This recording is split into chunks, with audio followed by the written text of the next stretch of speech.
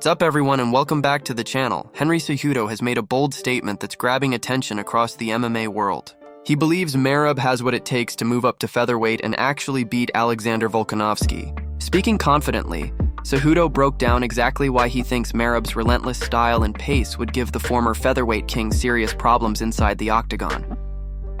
Cejudo started by talking about Merab's current situation at bantamweight. He said the next logical step for Merab is to face the winner of Umar Nurmagomedov and Mario Bautista. He mentioned their previous close fight and pointed out that a win over someone like Bautista would more than justify a big opportunity. According to Cejudo, if Merab clears that hurdle, moving up to 145 pounds makes perfect sense. He went on to say, "Call me crazy, but I really do think Merab could beat Alexander Volkanovski." He explained that Merab has dominated the majority of his opponents at 135, and with the extra size and energy at featherweight, he could be even more dangerous. Cejudo emphasized that the pace, pressure, and cardio Merab brings into every fight are unmatched, and those qualities could overwhelm anyone at 145. He added that if Merab moves up, he wouldn't just be a contender. He could bring real problems to Volkanovski or any top featherweight standing in his way. Cejudo's confidence in Merab's abilities shows just how much respect he has for his skill set. As the bantamweight champ continues to dominate, the possibility of a move to featherweight is becoming a more intriguing storyline, especially with a potential super fight against Volkanovski hanging in the air. Before moving to the next news, we have one quick request for you. We are constantly working on improving our content to earn your love and support. That is why we truly appreciate it.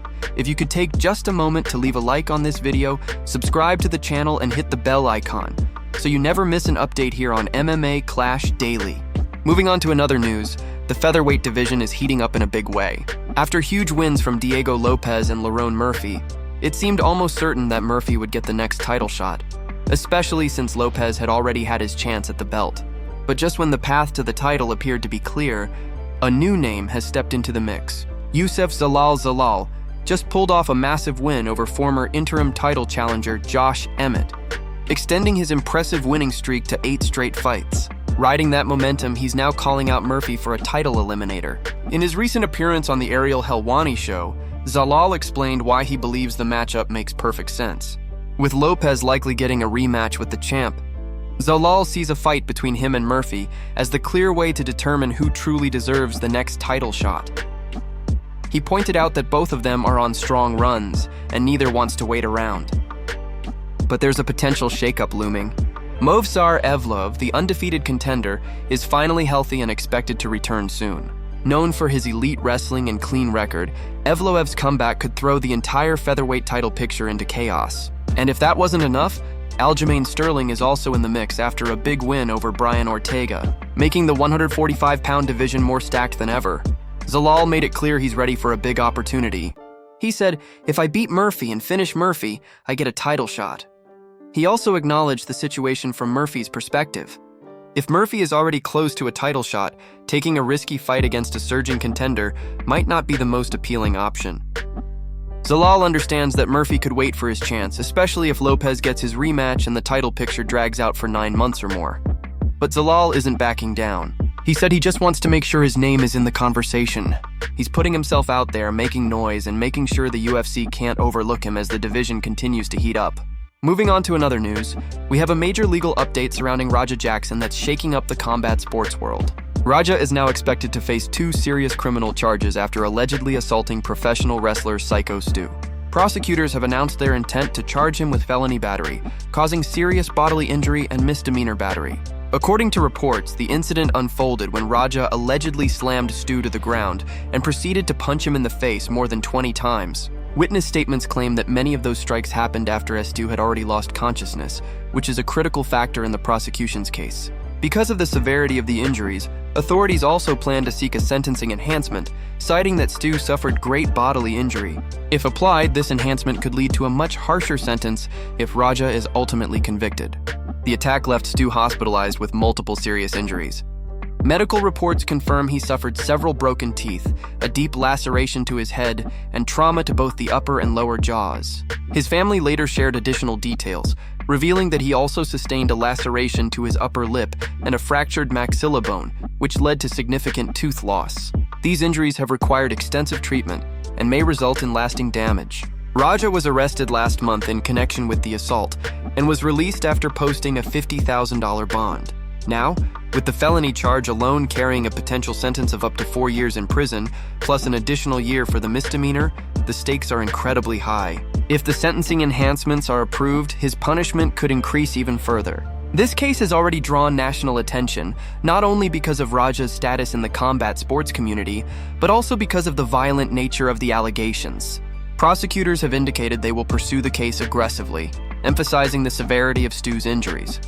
Raja's legal team has not yet issued a detailed statement, but his upcoming court dates are expected to be crucial in determining how this high-profile case unfolds. Moving on to another news, Garry has fired shots at Belal Muhammad ahead of their highly anticipated showdown. The fight is officially set to go down at UFC Qatar on November 22nd, and Ian isn't holding back. He posted a video to his Instagram, calling Belal an idiot for trying to strike with JDM in the past, making it clear that he believes Belal made a huge mistake in that fight. Ian explained that the UFC initially offered him a fight with Sean Brady, and he immediately said yes. He even pushed for it to be labeled a #1 contender fight, something he wanted to make public. But when the promotion wasn't willing to do that, Ian didn't back down. Instead, he shifted his focus straight to Belal. He said, "No problem. I want to fight Belal, and when I knock him out, there is no other option. My next fight is for a world title." Ian went on to mock Belal's past performance, reminding everyone of the time Belal defended his world title in Montreal, Canada. He pointed out how Belal thought he could outbox a real boxer, calling that decision flat out stupid. "He was an idiot and he was wrong," Ian said sharply, adding that he hopes Belal tries the same thing against him. He made it clear that if Belal decides to stand and trade, it will make his job much easier. Ian's confidence has been sky high, and this fiery message has only added more heat to an already explosive matchup. With both fighters at the top of the division, this fight carries massive implications for the welterweight title picture. All eyes are now on UFC Qatar. Moving on to another news, Donald Trump has just made a major announcement that's already sending waves through the fight world. He revealed that the highly anticipated UFC White House event will take place on his birthday, June 14th, 2026. In a confident and bold tone, Trump said that next year, on June 14th, they're going to host a massive UFC fight right on the grounds of the White House. This marks the first time a UFC event will be held at such a historic location, blending politics, entertainment, and combat sports like never before. The announcement immediately captured the attention of fans and fighters alike, with names like Khamzat, Arman, Merab, Duplessis, RDR, Baralho, Connor, Bisping, Ilya, JDM, and Khabib buzzing around as potential headliners. Trump's decision to tie this monumental event to his birthday adds even more spectacle to the occasion, setting the stage for an unforgettable night. The UFC has built a reputation for hosting electrifying shows, and holding one at the White House is unlike anything seen before. All eyes are now on June 14th, as anticipation grows for a historic clash under the Washington lights. Moving on to another news, Jiri Prochazka has opened up about the emotional moment he experienced while watching Alex Pereira's latest victory. Appearing on the Ariel Helwani show, Jiri explained why seeing Alex win hit him so deeply. It wasn't just about who won or lost. For him, it was the realization that a trilogy fight with Alex could now become a reality. He said it wasn't about being happy that Alex won or seeing Magomed Ankalaev lose. In that exact moment, it all became clear to him. He realized that Pereira's victory opened the door for their third fight. That thought alone struck him hard, and he admitted that it made him emotional. For Jiri, it wasn't just another matchup. It represented another shot at redemption, another chance to prove himself on the biggest stage. Jiri described how this third fight would be the ultimate test of his career. He said to himself, "This is something you have to win or nothing." That internal voice made the moment even more powerful. He reflected on how much he wants to win, acknowledging the risks he always takes inside the cage. But he also expressed complete confidence in finding a way to succeed, no matter how tough it gets. For Jiri, a trilogy with Alex isn't just another fight. It's personal. It's defining, and it represents the biggest challenge of his life. As the light heavyweight division continues to heat up, this potential third clash between Jiri and Pereira already feels like something special. The stage is quietly being set for one of the most anticipated rematches in recent memory, and Jiri is more determined than ever to seize his moment. Moving on to another news, just one day after Khamzat made a bold heavyweight call-out of Alex Pereira, the spotlight quickly shifted, and not in his favor. Former middleweight champion Sean Strickland, who has sparred with Khamzat in the past, opened up about those sessions, and his comments were far from flattering. He went into detail about how their training went down, saying he completely dominated Khamzat in grappling and exposed what he called mental weaknesses in the new champions game. Strickland didn't hold back for a second. He explained that sparring Khamzat made him realize he should lean into his wrestling more, claiming Khamzat couldn't keep up with his pace. He described how, after the first round of heavy grappling, Khamzat would gas out and switch to a striking match. According to Strickland, once Khamzat realizes he can't maul you on the ground, his whole approach changes, just like what happened in his fight with Gilbert Burns. He emphasized that Khamzat can grapple hard for a single round, but once that initial storm passes, he fades. That, in Strickland's eyes, is the biggest difference between himself and the rest of the division. He believes he's the one fighter who can push Khamzat beyond that breaking point and take advantage of those moments. He said flat out, "I was mauling him in grappling." Strickland also spoke about Khamzat's call-out of Pereira, pointing out why that fight might not be as simple as Khamzat makes it sound. He explained that Pereira is extremely difficult to take down because of his stance, balance, and natural reactions. According to him, Pereira's base makes shooting for takedowns nearly impossible to execute cleanly. He implied that Khamzat may be underestimating just how tough that matchup would actually be.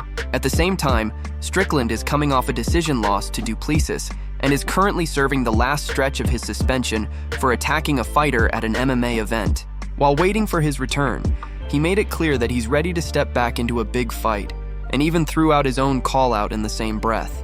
He suggested that a fight between himself and Fluffy Hernandez could be the matchup to make next. His confidence remains sky-high despite the setback, and his comments about Khamzat have already stirred a storm of reactions from fans and fighters. With Pereira sitting on the throne and Khamzat calling his shot at heavyweight, Strickland's words have added even more heat to a division already buzzing with tension. Moving on to another news, Daniel Cormier has shared his honest thoughts on the bantamweight division, and his words are making headlines across the fight world. Speaking with conviction, Cormier said he believes Merab is the greatest bantamweight in UFC history. He made it clear that this isn't just a casual opinion, but something he feels strongly about after watching Merab's dominance inside the octagon. Cormier acknowledged the legends who came before, giving full credit to Dominic Cruz, who for years was widely considered the greatest bantamweight of all time. He spoke about Cruz's incredible run, everything he achieved in the WEC, and the legacy he built in the UFC. But according to Cormier, what Merab has done sets him apart from anyone else who has ever fought in this division. He said that without a shadow of a doubt, Merab is the best bantamweight he has ever seen compete. Cormier explained that when he looks at the skill set, the pressure, the relentless pace, and the way Merab breaks his opponents, it's something special. He admitted that others might know the sport's history even deeper than he does, but from what he has personally witnessed, no one has ever looked more dominant at 135 pounds. He highlighted Merab's ability to control fights, push the pace, and make elite fighters look lost. Cormier said that kind of consistency, combined with big wins, makes it impossible for him to rank anyone higher. In his eyes, Merab stands at the very top of the division's history, surpassing the greats who came before. This statement has sparked a wave of discussion among fans and fighters, as Merab continues to carve out his legacy as a true bantamweight powerhouse.